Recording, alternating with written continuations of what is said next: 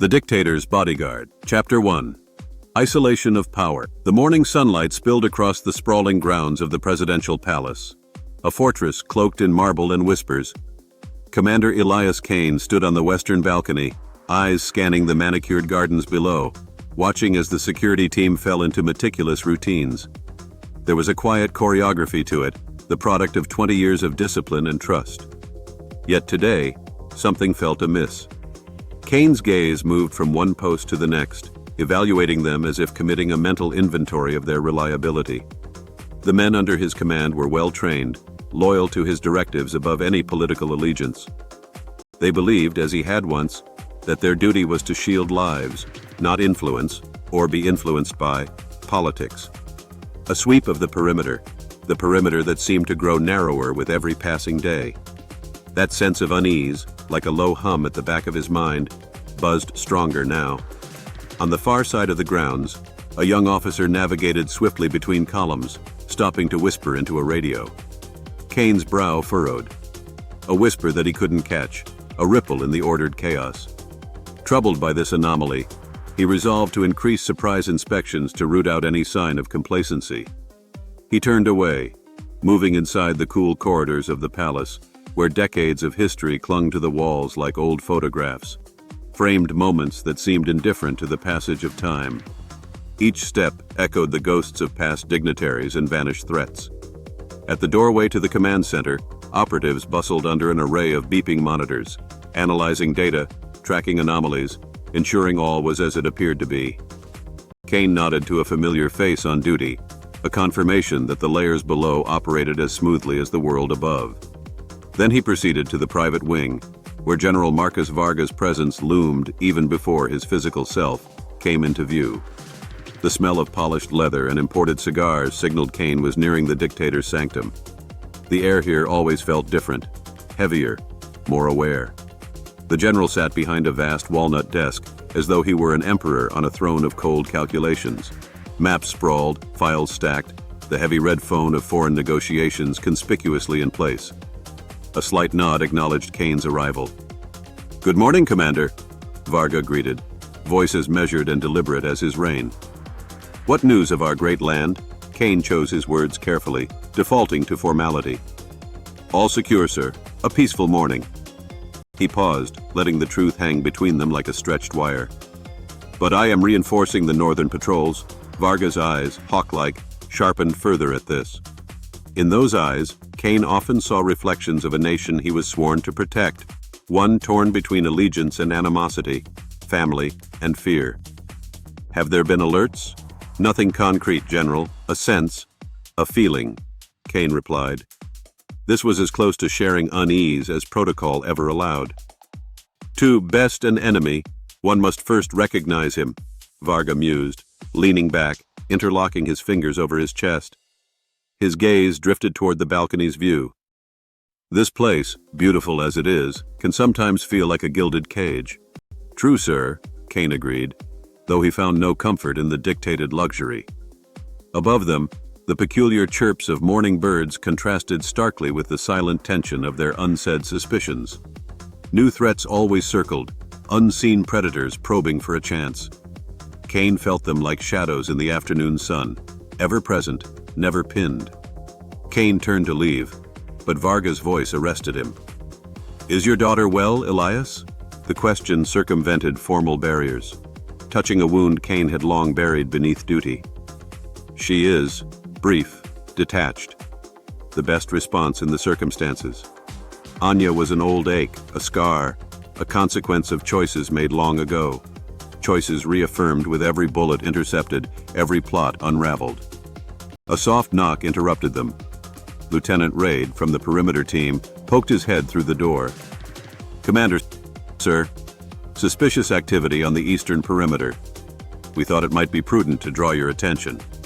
Kane's spine stiffened. Here was the tangible knot of unease. "I'll be right there." Returning to the command center, he assessed the surveillance feeds with Raid. Pixels shifted and skewed, revealing an unfamiliar van parked where no van should be. Its reflective windows flashed as though observing, calculating. The alertness in Kane's mind surged into overdrive. "Get a team outside now," Kane ordered, making a silent prayer to reflexes honed on battlefield grit. Raid nodded, hands moving to issue commands that sent men scurrying to neutralize potential threats, to verify the van that could be or become silent doom. As Kane watched the screens erupt into disciplined motion, part of him pondered where the real enemy lay behind steel and glass, or in the hearts of those who whispered change. He couldn't deny the stirring suspicion. If Marcus Varga was a monster, he was their monster. And monsters within their cages could still roar and turn violent when someone dared provoke them. Yet someone was now testing the bars. As Kane stood on that threshold, he realized this was more than protecting one man. It was about stabilizing an entire nation teetering on edge. And beyond, the shadows danced ever closer.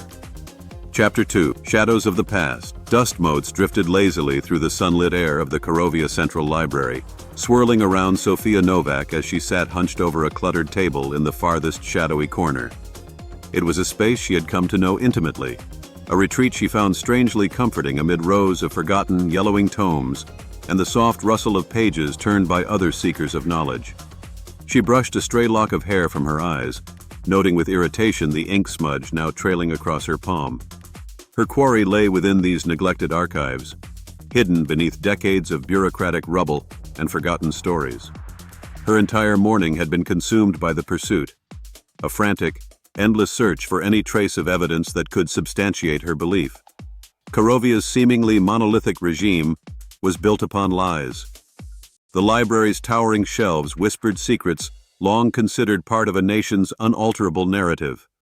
Somewhere among them, she was sure, was the proof that Marcus Varga was not the savior his supporters claimed him to be.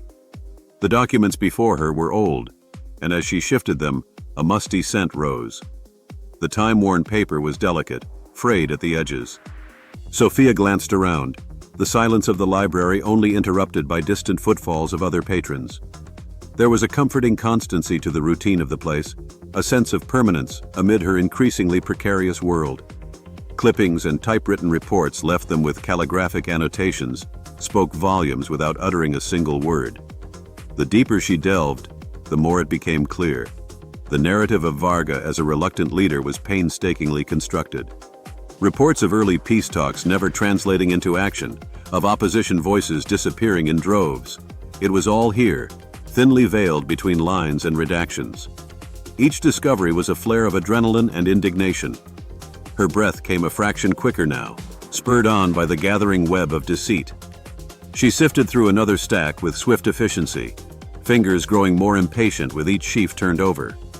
The muffled echo of a mechanical clock confirmed she had been at this for hours. A part of her, that ever-present hum of anxiety, feared someone would notice her sustained presence here, ask questions she wasn't ready to answer. But the risk of exposure only sharpened her resolve, lighting a fire in her chest that warmed her against the chilled staleness of these dusty corridors. She allowed her mind to shift briefly, thinking of Kane, the brutal enforcer caught with tragic irony between the world he served and the truth she sought. Her imaginary sparring sessions with him kept her vigilant, his image a constant reminder of the dangers these truths would bring. She'd seen that grim determination in his eyes, a look mirrored often in her own reflection. A creak pulled her attention back to her task. Sofia's heart jumped. A phantom noise, she chided herself. Forcing concentration, she managed to refocus. At the back of a weathered box, hidden beneath layers of correspondence and faded photographs with severed edges, lay a handwritten letter stamped "Confidential" in bold, fading ink. Her soul thrummed with anticipation. The contents were damning. Names she recognized, people who had vanished without a trace, each disappearance conveniently aligning with periods of political tension. The implication was unmistakable. These weren't accidents of a chaotic regime. They were actions ordered from the highest on high. Her pulse thrummed in her throat. This was it. This was her lead. Sofia's hands shook with a mixture of exhilaration and fear as she documented the contents with her phone, the click of the camera echoing like a gunshot in the stillness. Each image captured brought her closer, each proof a step further in her quest to strip away the facade that had blinded Korovia's citizens, turning them into passive cogs within Varga's ruthless machine.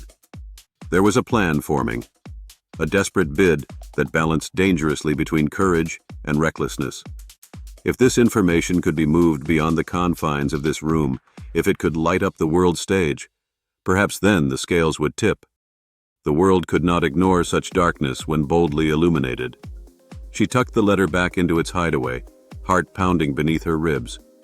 As much as the weight of truth now quivered in her palm, so did the reality of the ticking clock she now faced.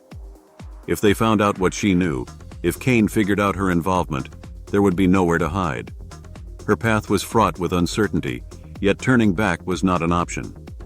This was her fight as much as it was for those silenced voices. As she exited the library, her mind was already measuring risks, calibrating her next inevitable move. A chill breeze greeted her on the street, the sudden exposure a stark reminder of the dangers ahead. But at least now, with this fragile truth nestled close, she had something solid to stand upon. Sofia Novak stepped into the fading light of an autumn afternoon with a resolve as crisp and sharp as the air itself. With her hope flickering, however faintly, the battle for truth had just begun.